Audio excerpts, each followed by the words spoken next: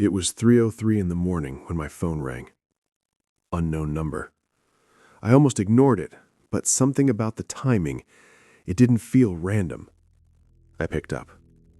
I didn't say anything. For a second, neither did the caller.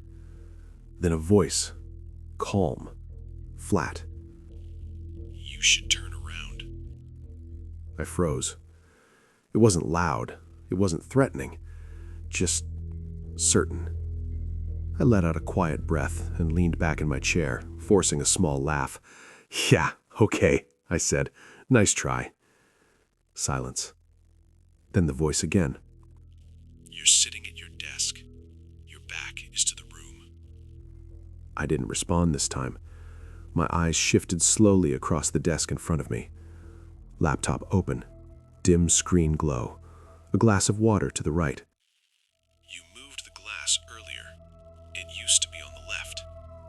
My grip tightened around the phone. That wasn't something anyone would guess. I glanced toward the door behind me, still closed. No movement, no sound. "You've got a chair with a loose armrest. It creaks when you lean too far to the right." I leaned slightly.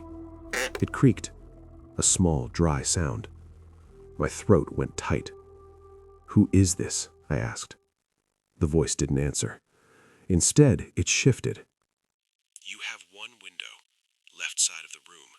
The blinds aren't fully shut." I looked. They weren't. A thin line of darkness cut through the slats.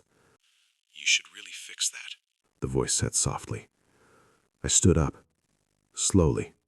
The chair scraped lightly against the floor. "You're standing now, facing the desk."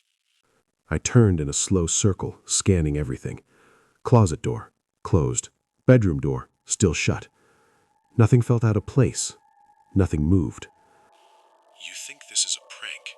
You're trying to find the angle." I swallowed. "Yeah," I said, but it didn't sound convincing even to me. The voice paused. Then, quieter.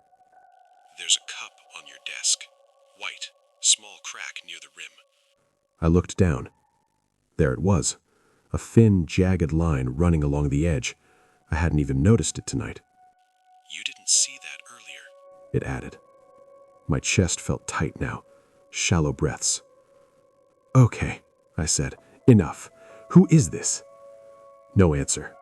Just a faint shift in the sound, like the caller had adjusted their position. Then, "You missed something." I went still. "What?" I asked.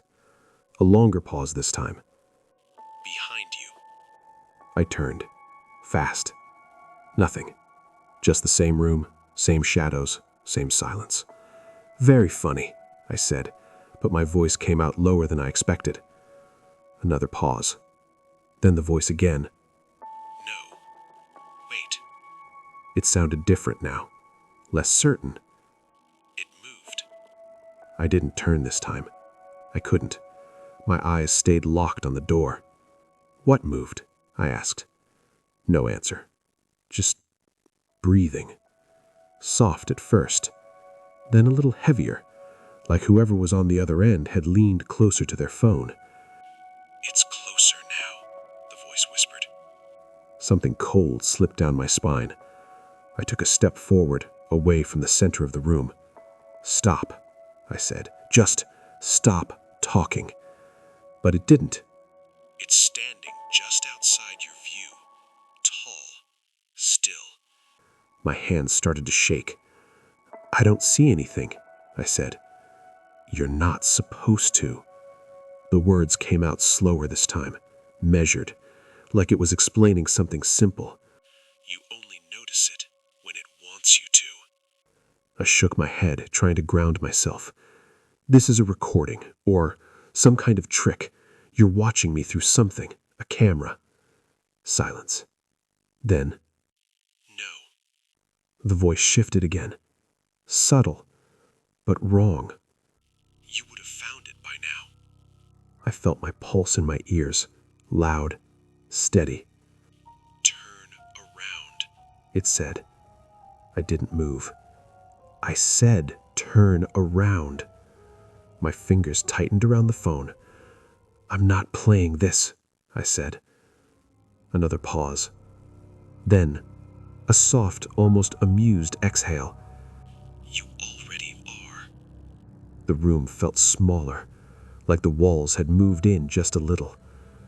"You keep looking at the door, but it's not near the door." My breath caught. "It's behind you," it whispered. I squeezed my eyes shut for a second, then opened them again, still facing forward, still refusing. The voice began to breathe heavier now. Not frantic, just closer. "It's leaning," it said, just slightly. I felt something shift in the air. Not a sound, not movement I could see, just a change, like the space behind me wasn't empty anymore. "You're almost looking at it," it murmured. My heart was racing now. I could feel it in my throat. "I'm hanging up," I said. The breathing stopped, completely. Then the voice came back, and this time, it sounded exactly like me. Same tone, same pitch, same everything. "Don't hang up." I froze. "If you do," it continued, in my voice, "it'll know you see it." I couldn't speak.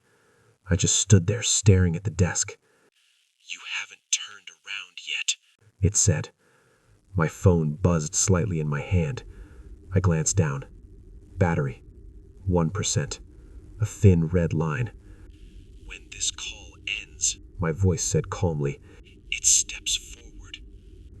I swallowed hard. The room felt completely still now. No hum, no distant noise, nothing. "Stay on the line," it whispered. But the battery icon blinked. Once.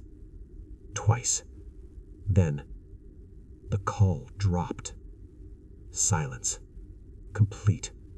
Heavy. I stood there for a few seconds, maybe longer, not moving, not breathing, just listening.